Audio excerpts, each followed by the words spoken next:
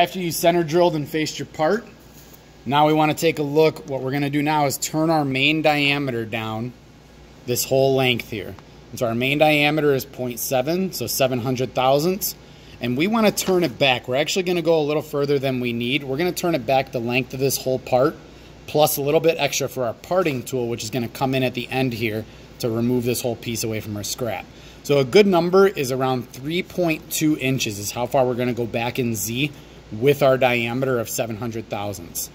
So with that in mind, we want to make sure the part is sticking out of our chuck around 3.5 inches so that we don't run into the chuck. And so the way this works, I'm going to loosen up my chuck. Okay, I'm going to extend my piece out right until the 3.5 inch mark right here. Tighten it back up.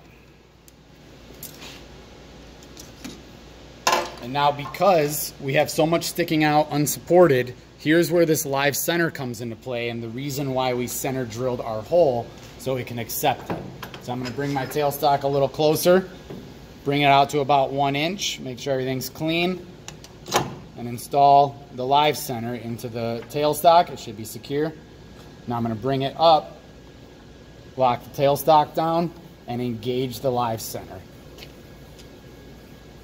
Now basically the way this works is we want it to be just touching to where the center spins with the part when I spin it. So if it's sitting back here, the center isn't spinning, so it's not fully engaged. So I want to touch it and then maybe just go another little bit of a turn on the tailstock, and then I'm going to lock down the quill lock as well. So I have the tailstock lock locked and then the quill lock locked.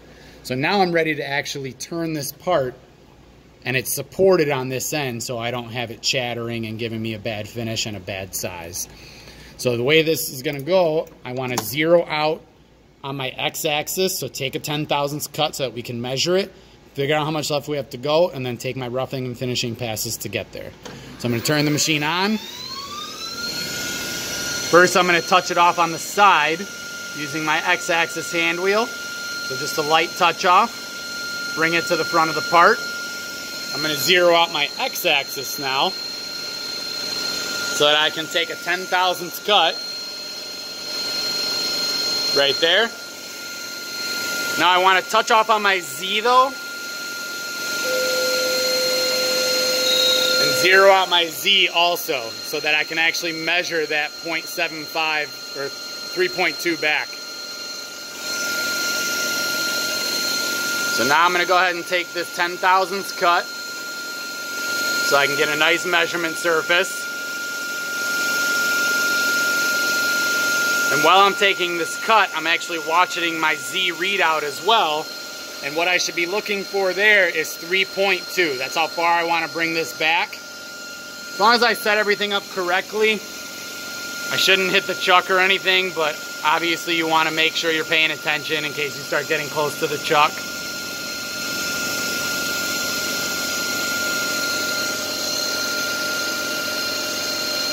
I'm almost there. I'm at 2.9, 3 inches, 3.1, and right around 3.2 is where I'm going to stop so that I can shut the machine off and measure.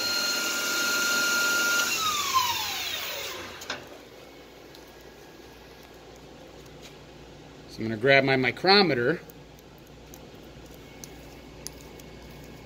and open this up to around the 750 mark because that's about where I started with my rough material. And I want to measure this piece. And right now I'm at about 744 thousandths. So that means I have about 44 left to take. And so what you can do on the readout, 744 thousandths. What we can do on the readout is actually program that diameter in. So I'm going to say X, but instead of just zeroing it, I'm going to say 0.744, enter. And what that does is now as I get down further in size, I can just go right to 0.700 instead of zeroing it out and doing the math necessarily. So now I have 44 thousandths to go. I'm going to do one roughing cut and one finishing cut. So I'm going to plunge in until I'm just 10 over, so 710. And I'm going to take this roughing cut, going back to the same value in Z, 3.2.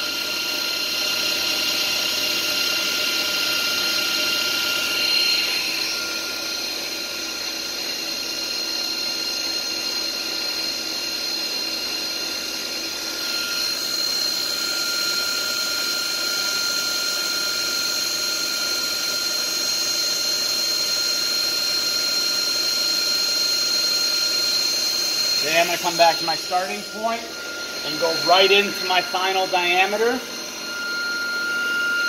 700. And I'm going to take this as my nice finishing pass, so you want to remain nice and consistent.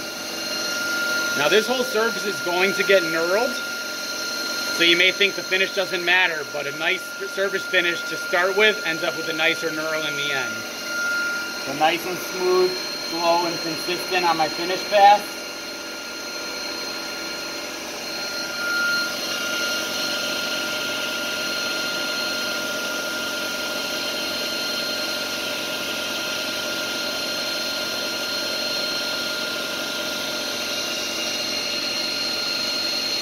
Okay, to the same 3.2. Once I get there, I just pull my x-axis out, and I should be right where I want it to be. I'm going to double check my measurement.